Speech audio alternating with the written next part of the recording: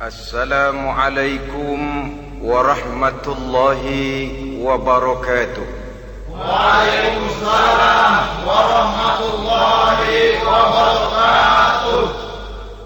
Bismillahirrahmanirrahim.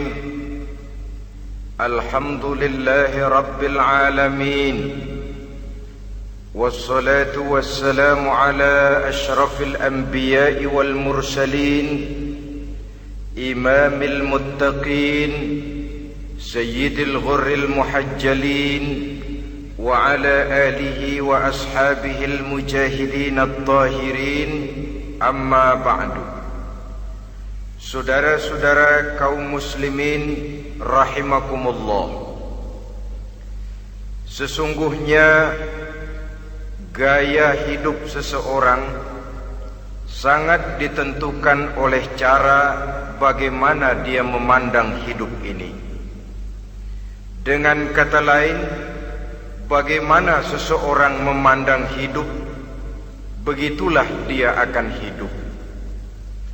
Oleh sebab itu, untuk mengubah keadaan seseorang harus diawali lebih dahulu dengan mengubah caranya memandang kehidupan ini.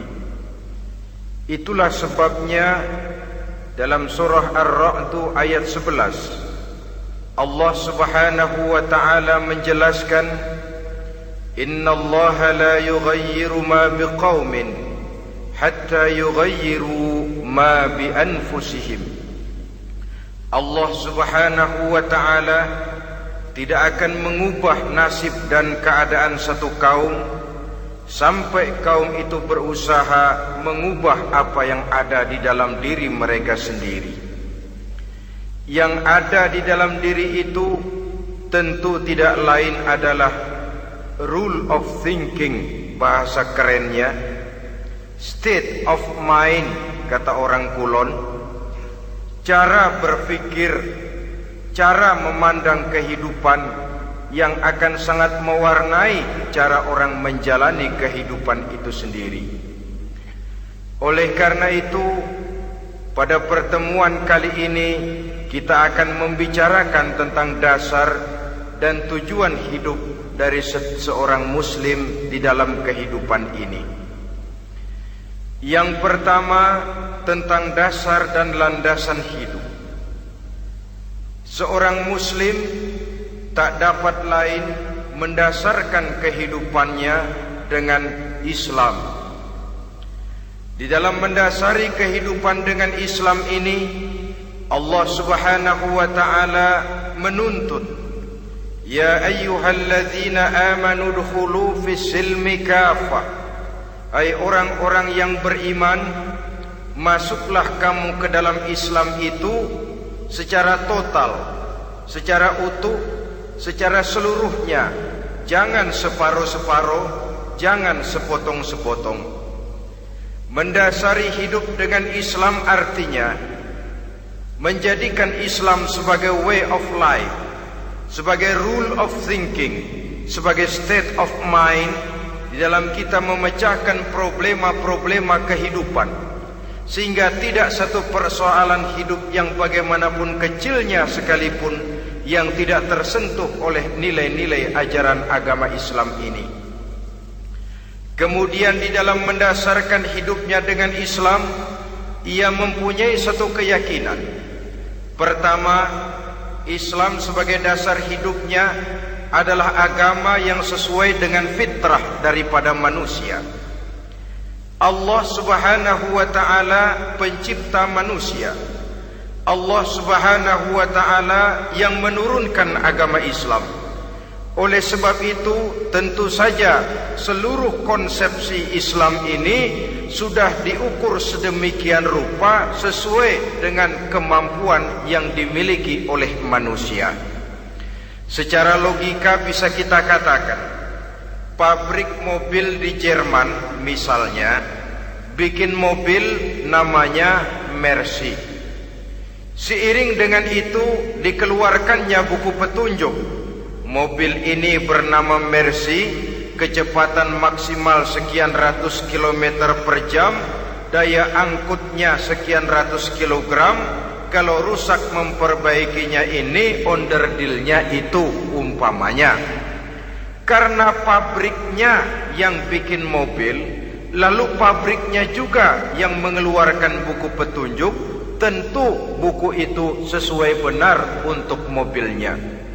Dan logika mengatakan tidak bisa kita punya mobil Mercy rusak, kita perbaiki dengan menggunakan buku petunjuk yang dikeluarkan oleh pabrik mobil Fiat. Tentu saja mobil makin rusak, acak-acakan dan tidak karu-karuan. Ini artinya, jikalau manusia ingin baik, jikalau manusia ingin mencapai sesuatu yang bernama bahagia, dia harus mengikuti petunjuk yang dikeluarkan oleh yang menciptakan manusia. Dan petunjuk-petunjuk itu telah turun dalam satu konsepsi yang bernama Islam yang sesuai dengan fitrah manusia. Yang kedua, oleh karena keyakinannya bahwa Islam sesuai dengan fitrah manusia, ia pun berkeyakinan bahwa Islam adalah agama untuk seluruh manusia, universal. Walaupun ia diturunkan di tanah Arab, tetapi ia bukanlah agama hanya untuk orang Arab semata-mata. Keyakinan ini perlu ditegakkan kembali, oleh karena akhir-akhir ini muncul pendapat-pendapat yang menganggap seolah-olah agama itu barang impor. Persilahkan saja kalau memang itu merupakan keyakinannya, tetapi menganggap agama sebagai barang impor sungguh merupakan satu kekeliruan yang sangat besar. Bahwa Arab sebagian besar memang Islam, jelas. Tetapi Islam bukannya Arab, itu pun harus kita akui. Kita bisa menjadi Muslim yang baik tanpa perlu menjadi orang Arab. Dengan kata lain, kita bisa menjadi Muslim yang baik dengan tetap menjadi warga negara Indonesia yang baik. Bahwa Al-Quran diturunkan dalam bahasa Arab oleh karena memang ia turun di tanah Arab. Buktinya apa? Walaupun Quran dalam bahasa Arab, tidak satu pun ayat Quran yang ditujukan kepada orang Arab semata-mata. Tidak ada ayat ya ayyuhal arabiyun, hai orang-orang Arab. Tidak ada. Yang ada malah ya ayyuhan nas, wahai manusia. Manusia yang mana? Yang mana saja asal merasa manusia. Kalau tidak merasa manusia, tidak usah terpanggil dengan ayat tadi. Maka dalam mendasari hidup dengan Islam, kita berkeyakinan Islam adalah agama untuk seluruh manusia. Yang ketiga, di dalam mendasari hidup dengan Islam, kita berkeyakinan Islam adalah agama terakhir yang diturunkan kepada Rasul terakhir.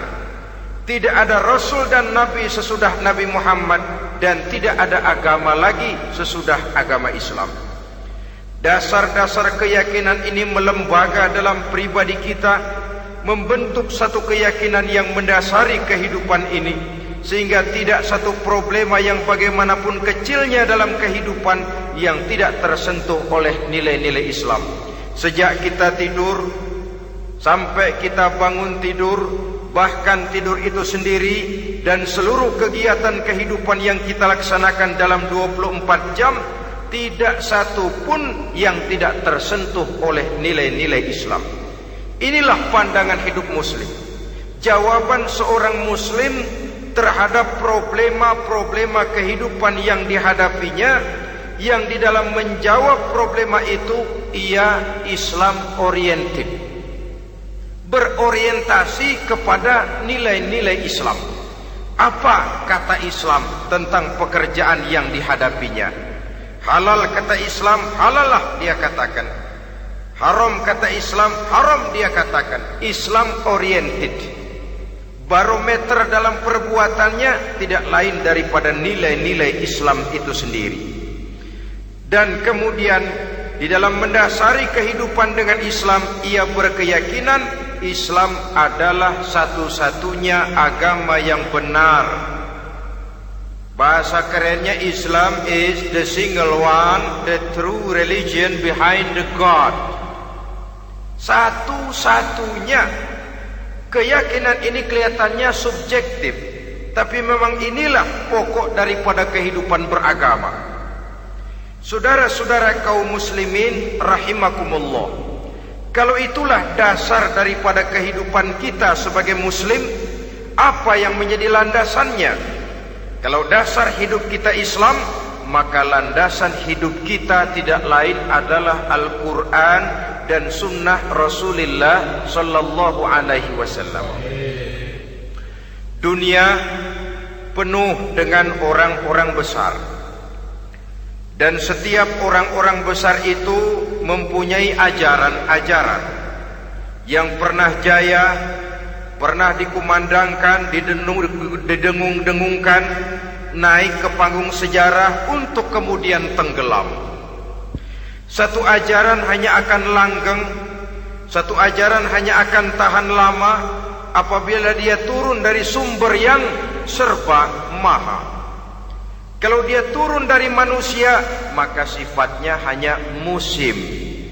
Yang namanya musim, saudara-saudara, namanya musim tidak bisa dilarang, tapi kalau sudah selesai habis sendirian. Itu musim namanya. Musim rambutan.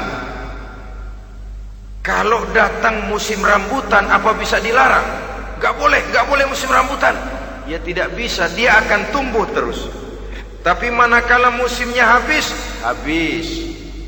Begitulah nasib dari ajaran yang nisbi, relatif dan temporer apabila dia bersumber dari manusia. Maka satu ajaran hanya akan langgeng, tahan lama apabila dia turun dari sumber yang serba maha. Dan itu sudah turun bernama Al-Quranul Karim. Sedangkan sunnah, saudara-saudara, merupakan penjelasan dari apa yang oleh Quran tidak dijelaskan dalam bentuk yang detail, melengkapi apa yang oleh Al-Quran hanya disebutkan dalam bentuk garis besarnya saja. Baik Quran maupun sunnah kita sebut merupakan dasar, landasan yang primer. Sedangkan untuk memahami Quran dan sunnah, kita memerlukan pendapat-pendapat orang yang ahli di bidang itu. Dalam hal ini kita sebut saja dengan ulama. Dan ini merupakan sumber yang sekunder dari landasan hidup kita sebagai seorang muslim. Dua rel ini, Quran dan sunnah, merupakan landasan di mana kereta api Islam ini berjalan. Quran dan sunnah. Saudara-saudara kaum muslimin rahimakumullah, oleh karenanya marilah kita menjadikan Quran dan sunnah ini sebagai imam di dalam kehidupan kita. Bukankah Rasulullah sallallahu alaihi wasallam pernah memberikan pilihan, man ja'alal Qur'ana amamahu qadahu ilal jannah wa man ja'alal Qur'ana khalfahu saqahu ilan nar. Siapa yang meletakkan Quran di depannya, dijadikannya Quran sebagai imam dan dia sebagai makmum, maka Al-Quran akan membimbing dia ke surga. Ya, surga di dunia ini, lebih-lebih lagi surga di akhirat nanti.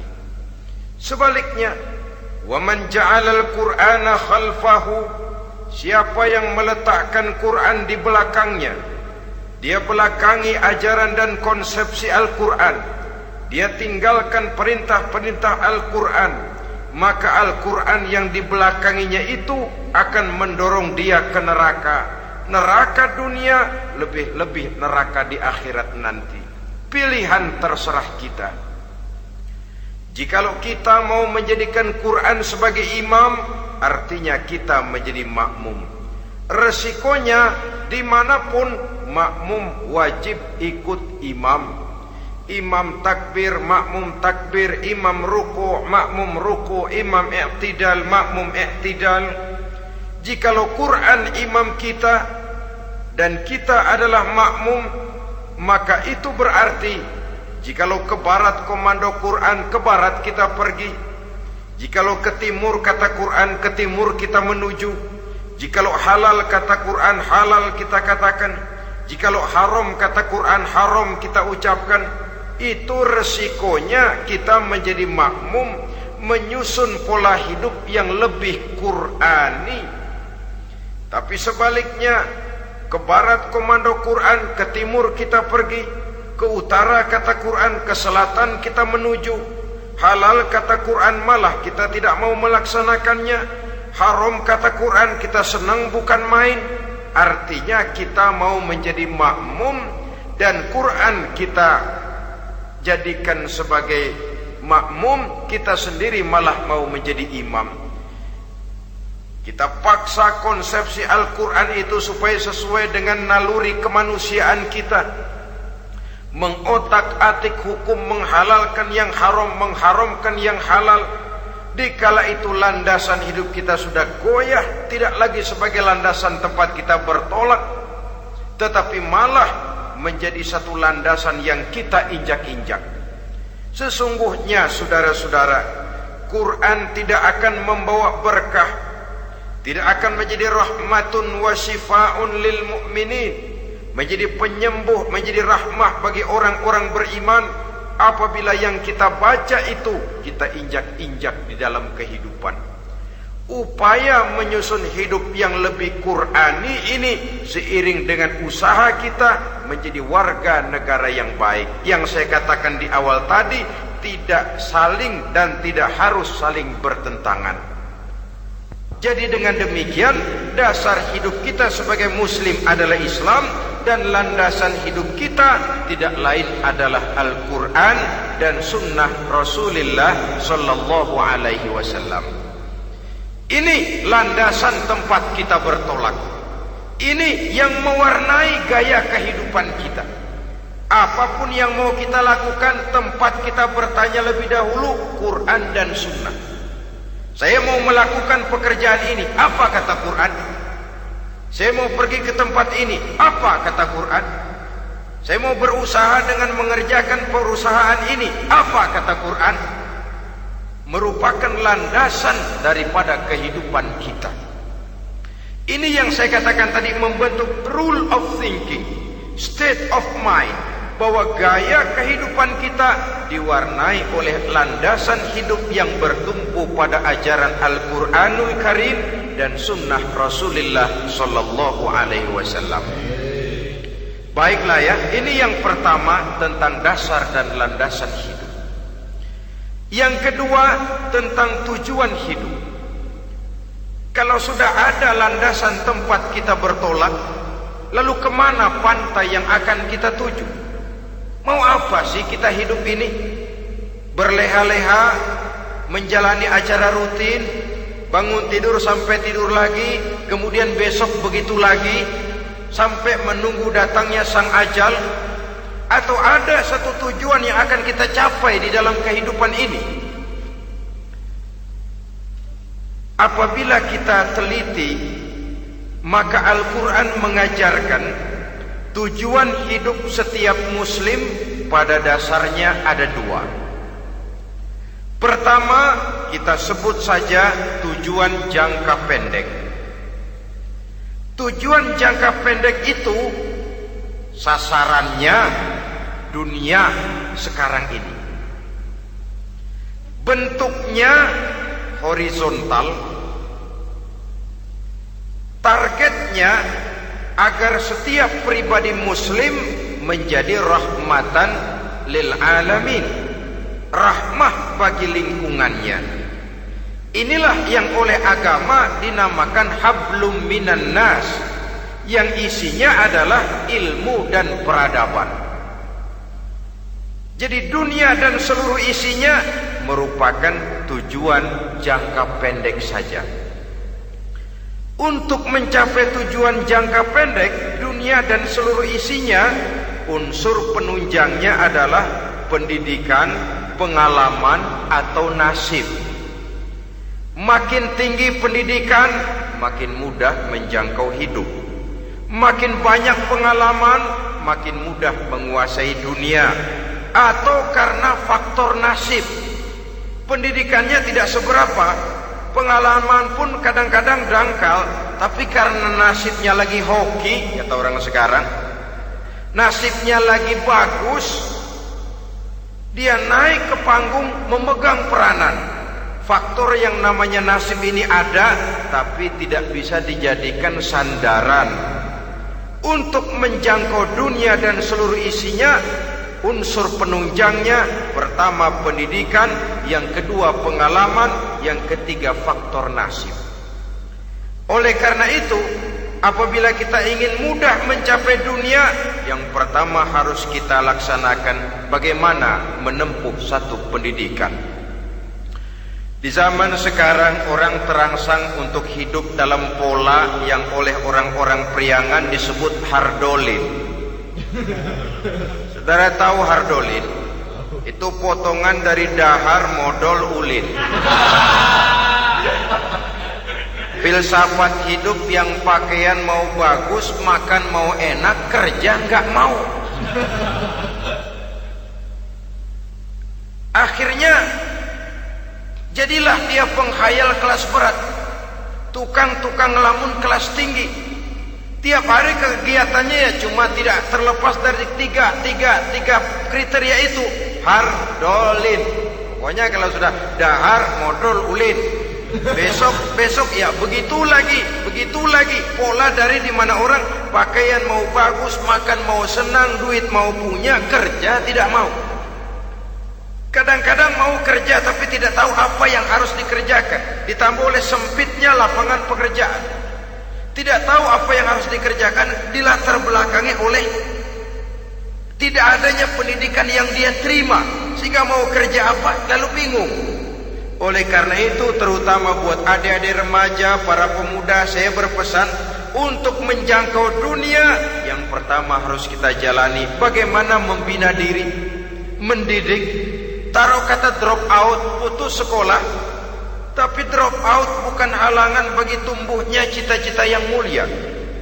Bahkan ada orang bilang many a great man starts as a newspaper boy. Banyak orang-orang besar yang memulai pekerjaannya dagang koran. Putus sekolah bukan merupakan halangan bagi tumbuhnya cita-cita yang mulia. Dan tidak sedikit orang-orang besar yang tidak keluaran perguruan tinggi. Tidak sedikit orang-orang besar yang tidak merupakan produk dari perguruan tinggi tertentu, tapi kerajinannya belajar, banyak membaca, banyak bergaul, autodidak. Syukur kalau masih bisa menempuh pendidikan yang formal. Kekurangan ekonomi, kemiskinan keluarga jangan menjadi penghalang bagi tumbuhnya cita-cita yang tinggi untuk menempuh karier pendidikan yang baik. Ini memang pahit, tapi bagaimanapun kata orang, lebih baik makan singkong beneran daripada makan roti ngimpi. Artinya jikalau memang perlu, lebih baik sekolah sambil dagang koran, nyemir sepatu, parkir mobil, daripada hardolin itu tadi. Tanpa prospek hari depan yang ada artinya. Dan pendidikan memang merupakan sesuatu yang pahit, tapi tanpa ini rasanya kita akan sulit untuk menjangkau dunia, tersisih di pojok-pojok kehidupan. Jangan lalu bilang, manusia kan rezekinya sudah dijamin oleh Allah, ayam saja ada rezekinya. Of course. Tapi jangan lupa, cara ayam cari rezeki dengan cara manusia cari rezeki lain. Kalau ayam cari rezeki dari tahun atu, modalnya cuma ceker sama patok. Kalau ayam mah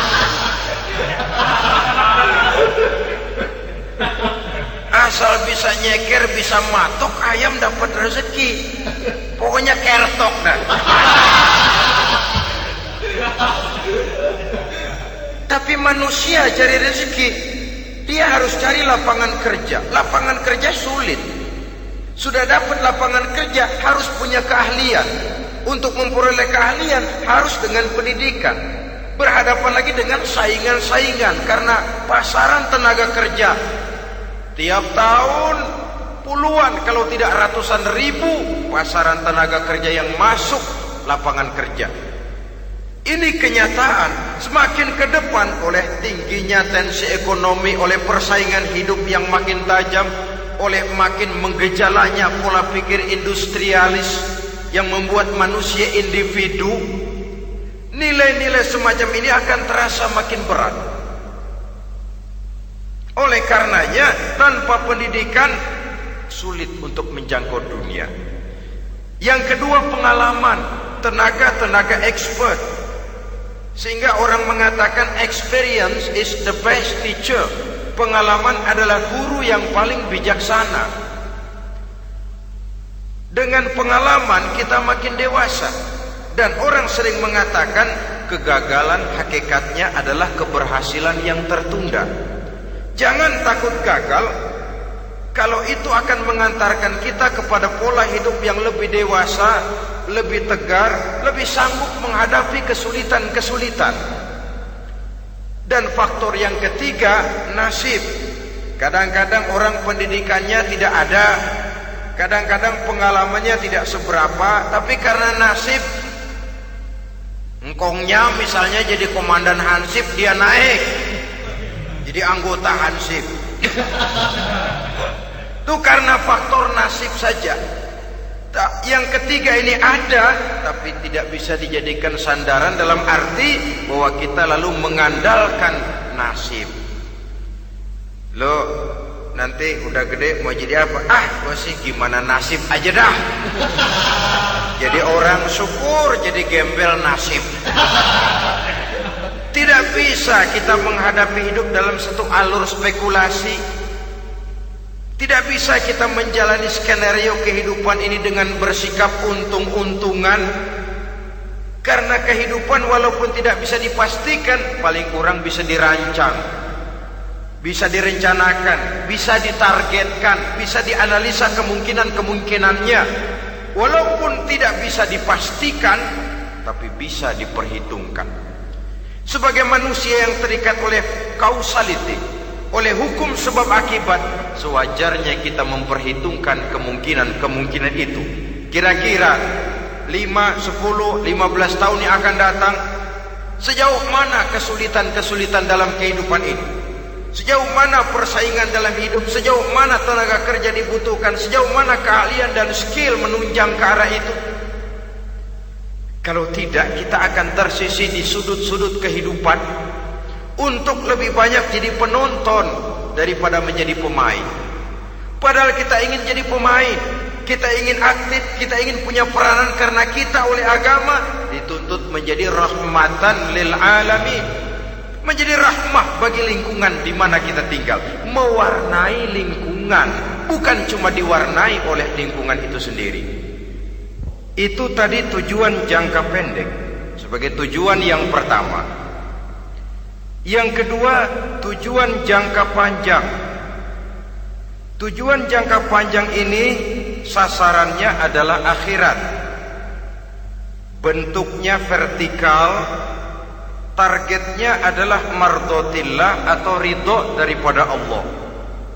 Dan ini yang oleh agama dinamakan dengan hablum minallah, tali vertikal yang menghubungkan manusia langsung dengan Tuhannya.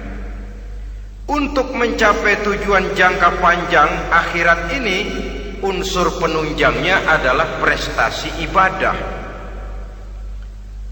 Kalau untuk tujuan jangka pendek, dunia dan seluruh isinya, pendidikan, pengalaman dan nasib memegang peranan yang sangat penting, maka untuk akhirat, pendidikan, pengalaman, nasib tidak punya pengaruh banyak. Unsur penunjangnya adalah prestasi ibadah. Bagaimanapun tinggi pendidikan, bagaimanapun banyak pengalaman, tanpa prestasi ibadah, nol besar kita dalam pandangan Allah Subhanahu wa ta'ala. Saudara-saudara kaum muslimin rahimakumullah, itu sebabnya seorang muslim sholat, puasa, haji, zakat, yang kalaupun ada target dunia itu cuma side effect saja, sekedar satu efek sampingan. Target utamanya tetap tujuan jangka panjang, akhirat dan ridho Allah. Kenapa kita sholat? Untuk mencari ridho Allah. Kenapa kita laksanakan ibadah haji? Untuk mencari ridho Allah. Kita bangun di keheningan malam untuk mencari ridho Allah. Kalau ada akibat dunia, itu cuma akibat sekunder saja. Ada misalnya orang karena tekun ibadah rezekinya lancar, itu baru persekot, baru tanda jadi. Kadang-kadang persekotnya saja sudah nikmat kok, apalagi cashnya, kontannya. Sebaliknya kalau ada orang rajin ibadah rezekinya seret, jangan jadi alasan. Kok lu nggak sembahyang? Alah, tetangga gua rajin sembahyang melarat terus. Ya memang sholat itu bukan dengan target dunia, target akhirat, saudara-saudara. Oleh sebab itu, seorang muslim adalah seorang yang berpandangan luas, berjiwa lapang. Maksudnya apa? Tujuan jangka pendek dan jangka panjang ini harus dia raih kedua-duanya. Ini yang oleh Al-Quran diajarkan agar setiap muslim mencapai fid dunya hasanah wa fil akhirati hasanah. Kebaikan di dunia, kebaikan di akhirat, itu arti hasanah. Jangan macam orang dulu, punya istri dua pergi haji. Yang satu yang muda istrinya namanya Hasanah, yang satu namanya Khadijah. Waktu tawaf keliling Ka'bah, si suami ini nggak bisa doa apa-apa kecuali Rabbana Atina itu. Tiap putaran Rabbana Atina fid dunya hasanah wa fil akhirati hasanah. Putaran kedua Rabbana Atina fid dunya hasanah wa fil akhirati hasanah. Ini istri tuanya yang namanya Khadijah dengerin aja. Akhirnya di satu saat dia colek suaminya, "Bang, mentang-mentang Hasanah bini muda disebutin melulu, saya dong disebutin dalam doa." "Iya deh, ntar putaran selanjutnya." Suaminya blow on juga. Putaran kedua dia baca Rabbana Atina fid dunya hasanah wa fil akhirati Khadijah. Saudara-saudara, itu makna refleksi daripada doa tadi itu, doa sapu jagat. Kita ingin fid dunya hasanah wa fil akhirati hasanah. Tujuan jangka pendek dunia tercapai, tujuan jangka panjang akhirat dan ridho Allah juga tergapai. Oleh sebab itu Al-Quran menjelaskan, wabtaghi fima atakallahu ad-daral akhirah wa la tansa nasibaka minad dunya. Dengan karunia yang diberikan Allah kepadamu, carilah bahagia akhirat. Wala tansa nasibaka minad dunya, tetapi jangan lupakan bagianmu dalam kehidupan di dunia ini. Cari akhirat, utamakan akhirat dengan tidak usah melupakan jatahmu di dunia. Kenapa saya katakan seorang muslim berjiwa besar? Sebab andai kata dia gagal mencapai tujuan jangka pendek, andai kata dia gagal di dunia, dan dia oleh Islam diajarkan jangan sampai gagal, tapi andai kata dia gagal, dia masih punya tujuan jangka panjang, akhirat dan ridho Allah. Dia masih bisa menghibur diri, biarlah di dunia kita sederhana, bahkan biarlah susah di dunia, asal di akhirat kita bahagia. Orang yang tidak punya pandangan hidup semacam ini, sorgalah dunia ini, segalanya telah tertumpu di sini. Bila umurnya selesai, ajalnya datang, selesai sudah, sorganya sampai di situ, dan dia tidak punya pengharapan lain di belakang itu. Maka seluruhnya bertumpu pada kehidupan di dunia, padahal dunia seperti air laut, makin diminum makin haus, makin kering tenggorokan. Dunia yang diperturutkan menyeret manusia ke dalam lingkaran setan, terjebak dalam sifat yang namanya tamak bin rakus alias serakah.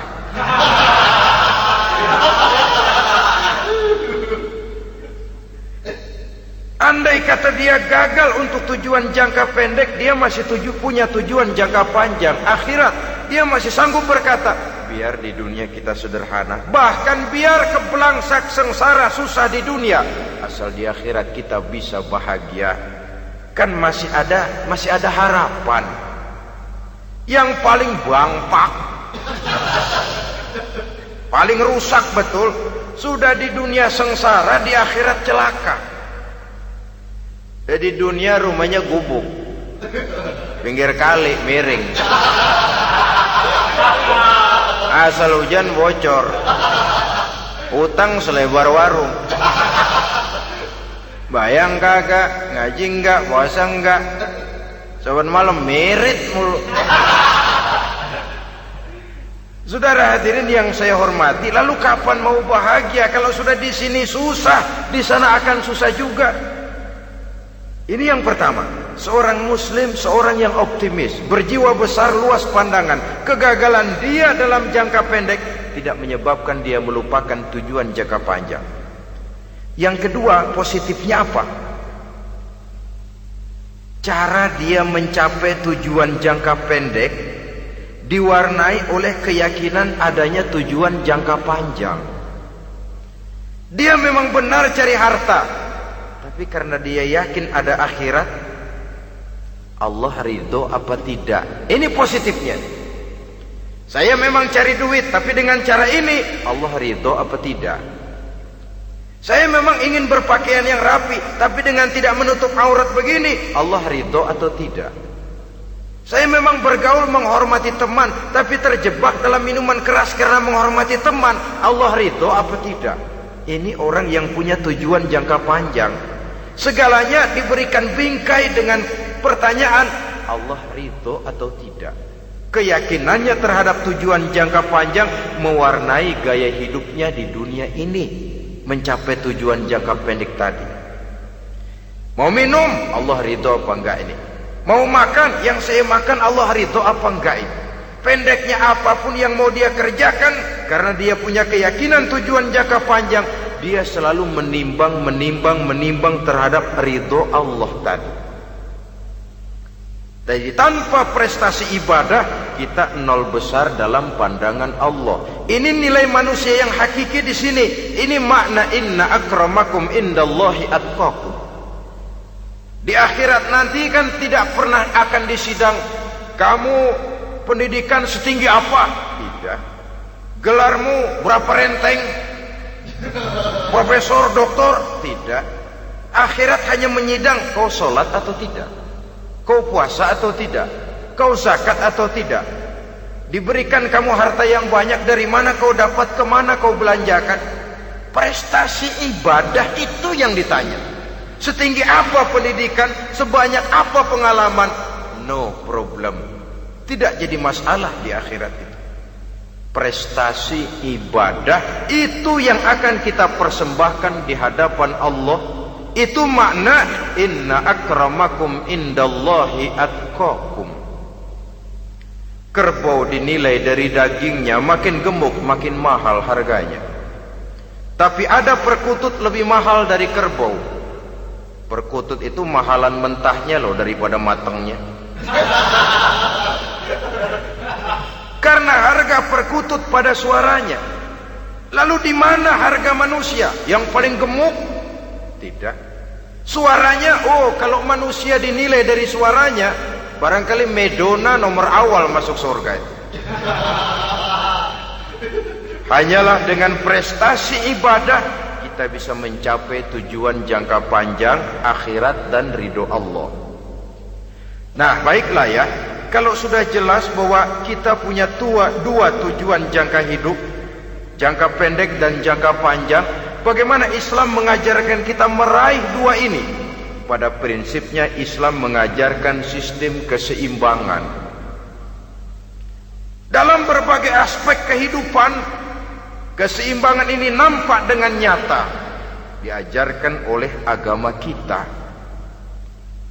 Seperti ayat yang saya bacakan tadi. Dengan karunia yang diberikan Allah kepadamu, cari negeri akhirat, tapi jangan lupakan bagianmu di dunia ini. Dalam bentuk yang lebih nyata, bekerjalah untuk duniamu seolah kau akan hidup buat selamanya, tapi bekerjalah buat akhiratmu seolah kau akan mati besok. Manifestasinya dalam kehidupan, misalnya orang kaya diperintah membantu yang miskin, tapi orang miskin dianjurkan berusaha. Jangan mengandalkan hidup kepada yang kaya, seimbang. Kamu kaya, betul Pak, bantu yang miskin. Kamu miskin, iya Pak, berusaha, seimbang. Tuan rumah diwajibkan menghormati tamu, tamu diwajibkan tahu diri, seimbang. Jadi bagaimana kalau sudah kita bekerja di sawah, di ladang, di pasar, di kantor, anggap kita akan hidup selamanya agar timbul gairah kerja. Tapi kalau sudah sholat, anggap kita akan mati besok supaya timbul khusyuknya. Nah, titik tekannya di mana? Stresnya itu.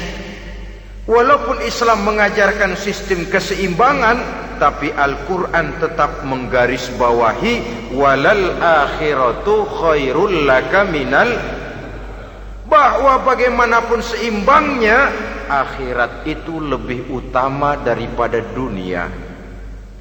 Bagaimana implementasinya? Kata orang-orang tua, kalau kita menanam padi, rumput pasti tumbuh, tapi nanam rumput jangan mimpi tumbuh padi. Maksudnya apa? Kalau satu perbuatan kita niatkan karena Allah, dunianya pasti ikut. Tapi kalau satu perbuatan diniatkan karena dunia semata-mata, akhirat akan hilang. Sebab itu, biasakanlah berbuat sesuatu baik untuk tujuan jangka pendek, lebih-lebih untuk tujuan jangka panjang, dengan motif lillahi ta'ala. Jadi saya ulangi, satu perbuatan kalau sudah diniatkan karena Allah, dunia biasanya ikut. Tapi kalau diniatkan karena dunia semata-mata, akhirat akan luput. Padahal itu titik tekannya, walal akhiratu khairul laka minal ula. Saudara-saudara kaum muslimin rahimakumullah, ini tujuan hidup. Jadi landasan tempat kita bertolak sudah jelas, pantai yang akan kita tuju dalam kehidupan ini juga sudah nyata. Kita ingin mencapai apa yang dinamakan fid dunya hasanah wa fil akhirati hasanah. Untuk itu perlu ada keseimbangan, tetapi titik tekannya tetap akhirat lebih utama daripada kehidupan dunia ini. Sekarang kalau sudah ada dasar hidup, sudah ada tujuan yang akan kita capai, tentu harus ada alat untuk mencapainya. Semuanya perlu sarana. Bahkan pada hakikatnya dalam kaidah usul fikih, para ulama mengajarkan lil wasail hukmul maqasid. Sarana dan tujuan hukumnya sama. Ini mestinya mendidik umat Islam jadi pinter. Jangan cuma berpikir melaksanakan satu pekerjaan, tapi juga berpikir menciptakan sarana untuk terwujudnya pekerjaan itu. Misalnya umat Islam wajib pergi haji kalau mampu, kan begitu toh? Kalau dia umat Islam Indonesia, tentu pergi hajinya ke Mekah. Mekah, Jeddah, Mekah, Indonesia, perlu sarana angkutan untuk sampai ke sana. Kapal laut, kapal udara. Artinya umat Islam harus maju di bidang teknologi, bisa menciptakan pesawat, bisa menciptakan kapal laut, sarana yang akan menyampaikan dia untuk bisa melaksanakan ibadah haji.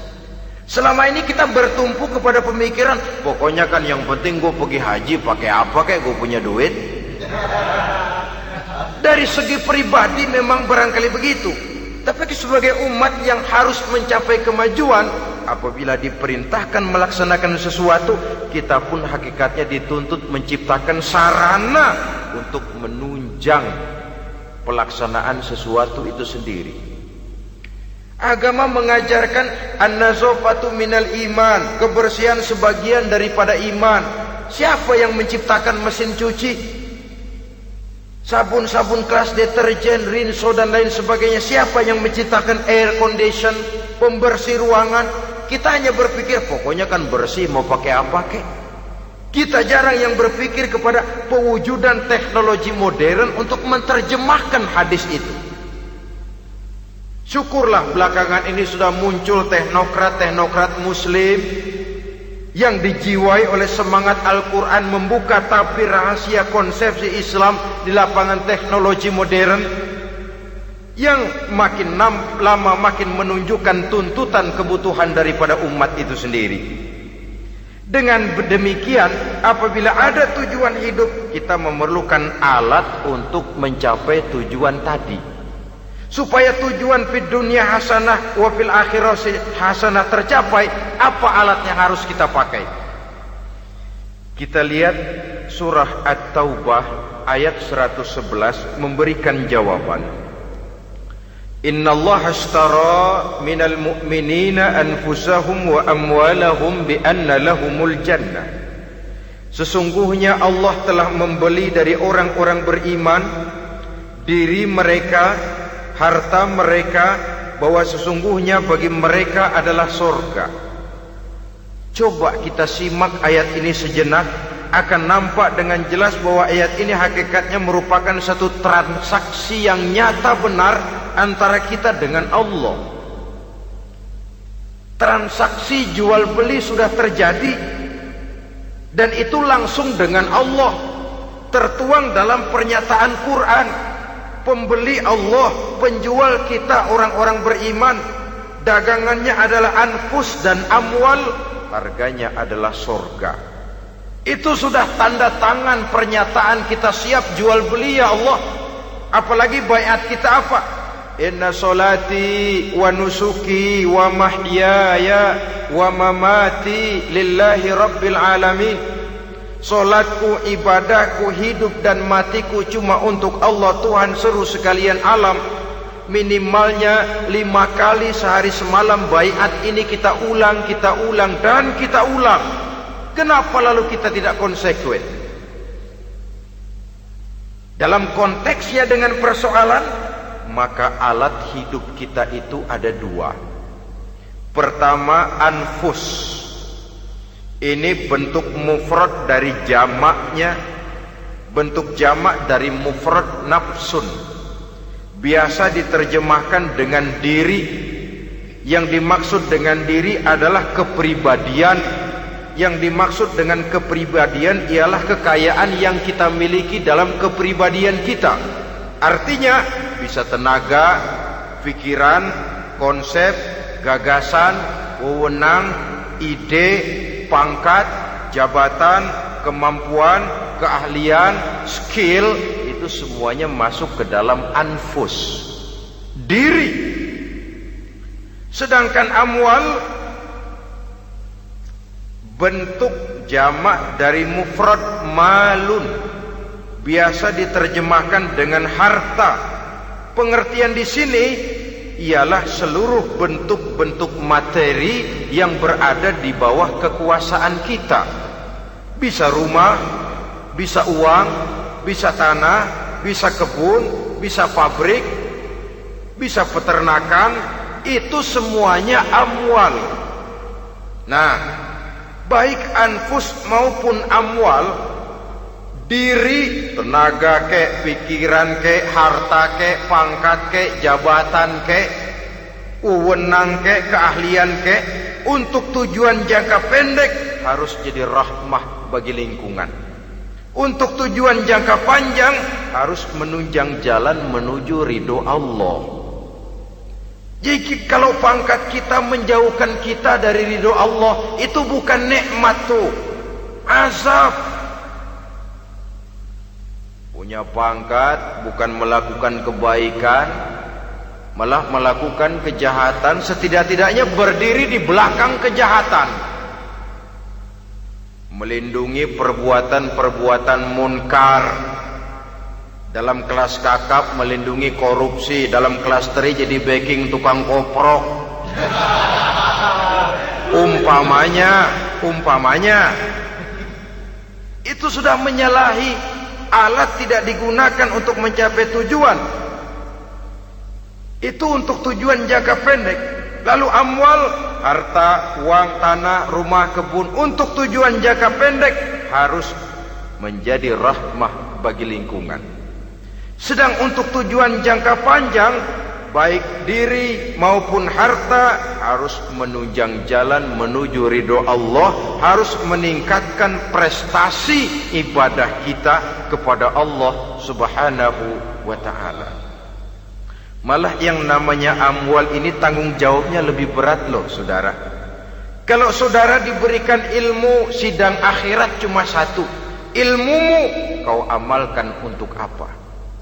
Saudara diberikan umur panjang, pengadilan akhirat cuma bertanya satu, umurmu kau habiskan di mana? Tapi saudara diberikan harta, pertanyaan akhirat dua, hartamu kau dapat dari mana? Kau belanjakan kemana? Dari mananya dan kemananya ditanya, depan belakang. Kadang-kadang kan ada orang hartanya didapat dari jalan yang halal, dibelanjakan di jalan haram. Kerja peras keringat banting tulang setengah mati, begitu dapat duit beli buntutan, muter-muter kertas cari kode.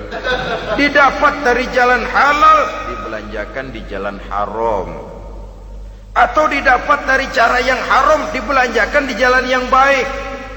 Menang judi, nyumbang pesantren. Nabi mengajarkan innallaha thayyibun la yaqbalu illa thayyib. Allah itu baik dan hanya menerima yang baik-baik saja. Tidak bisa mencuci kain dengan air najis. Kain akan tetap kotor. Saudara-saudara kaum muslimin rahimakumullah. Oleh karenanya masalahnya terpulang kepada kita, pandai-pandailah membagi orientasi. Suatu saat tenggelam kita dalam kesibukan dunia dan seluruh isinya untuk mencapai tujuan jangka pendek. Lain saat tenggelam kita memfanakan diri untuk mencapai tujuan jangka panjang, akhirat dan ridho Allah. Karena kehidupan ini bukan berjalan tanpa batas. Umur ini bukan satu karunia tanpa pertanggungan jawab. Satu saat setuju atau tidak, rela atau terpaksa, kita akan sampai kepada garis finish daripada perjalanan kehidupan dunia ini, yang memang merupakan satu perjalanan panjang, a walking tall. Kata orang Kulon, a walking tall, satu jalan yang demikian jauhnya. Entoh kita akan sampai ke garis finish. Bila datang ajal, senja kehidupan datang, malam menyelimuti. Datangnya tidak pernah kita sangka, tapi sekali dia datang, tidak satu kekuatan yang bisa menolak. Kehadirannya tidak pernah kita harapkan, tapi satu kali dia datang bertamu, pasti terjadi. Dan itu pasti akan kita temui. Alangkah malangnya pada saat kembali itu datang, kita tidak punya prestasi ibadah. Lalu apa artinya prestasi dunia? Apa artinya tujuan jangka pendek kalau kita harus kehilangan tujuan jangka panjang? Rumah kita yang besar, pangkat kita yang tinggi, harta kita yang banyak, bisakah menolong kita untuk kalau sudah kumpul di padang mahsyar nanti? Malaikat, jangan gebugin saya, rumah saya harga 2 miliar.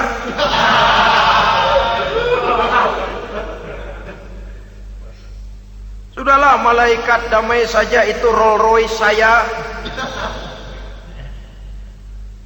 Pakai saja malaikat, pakai. Kata malaikat, gue budak, gue gak butuh gituan. Hanya prestasi ibadah yang bisa menyelamatkan kita pada kondisi semacam itu. Jadi oleh karena itu saudara-saudara, biar di dunia ini rumah kita besar, mobil bagus, uang banyak, pabrik ada, usaha lancar, asal di akhirat masuk surga aja. Gak apa-apa. Daripada di dunia sengsara, di akhirat neraka, senangnya kapan? Sudah di sini sengsara, di sana kebelangsak. Itu yang orang-orang tua bilang lacur kuda namanya. pelan dipecut, kenceng digentak, setengah mati, serba salah. Kuda kalau bisa ngomong, gue setengah mati, serba salah.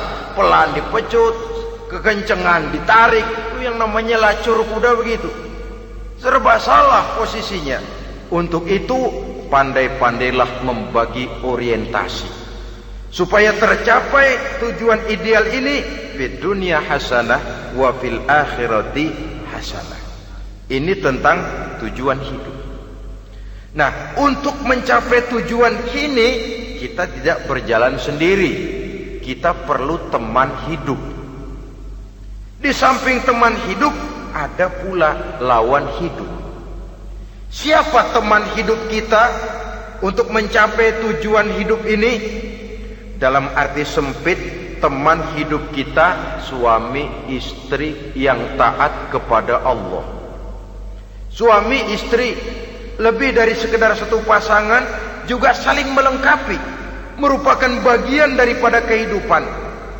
Suami adalah teman istri, istri adalah teman suami untuk mencapai tujuan hidup tadi. Mencapai fid dunya hasanah wa fil akhirati hasanah. Seiring, seirama, selaras, serasi, seimbang, kata orang sekarang. Teman dalam arti sempit. Adapun teman dalam arti luas, setiap orang yang pandangan hidupnya sama dengan kita. Setiap orang yang akidahnya sama dengan kita. Terlepas dari suku bangsa apapun, warna kulit apapun, bahasa apapun, jikalau keyakinannya sama, pandangan hidupnya sama, dia adalah saudara kita dalam artian yang luas. Islam tidak kenal teritorial, maka tidak ada itu Islam Jepang. Ya walaupun secara formalnya ada, tapi informal Muslim adalah Muslim, diikat dengan akidah. Itu teman hidup. Lalu lawan hidup siapa? Pertama iblis, dalam segala bentuk dan implementasinya. Yang kedua, setiap orang yang pandangan hidupnya tidak sama dengan kita secara ideologis, itulah lawan hidup kita. Maka yang teman jadikan teman, yang lawan jadikan lawan. Jangan teman dijadikan lawan, lawan dijadikan teman. Itu namanya kopiah dipasang di kaki, pak bakyak naik ke jidat. Wajar kalau kepala lalu jadi benjol. Salah milih teman, salah cari lawan. Salah milih teman, salah cari lawan. Akibatnya kita yang akan susah di kemudian hari nanti. Saudara-saudara kaum muslimin rahimakumullah, oleh karenanya pandai-pandailah dalam hidup ini. Yang teman jadikan teman, yang lawan jadikan lawan. Kalau lawan kita jadikan teman, sementara teman kita jadikan lawan, dan itu yang banyak terjadi dalam praktek kehidupan, kita tidak akan bisa mencapai tujuan karena akan tertarung di kaki sendiri. Nah, ini sajalah yang kita bicarakan pada pertemuan kali ini. Mudah-mudahan ada manfaatnya. Terima kasih atas segala perhatian. Mohon maaf atas segala kekurangan. Usikum wa nafsi bitaqwallah. Wassalamualaikum warahmatullahi wabarakatuh. Waalaikumsalam.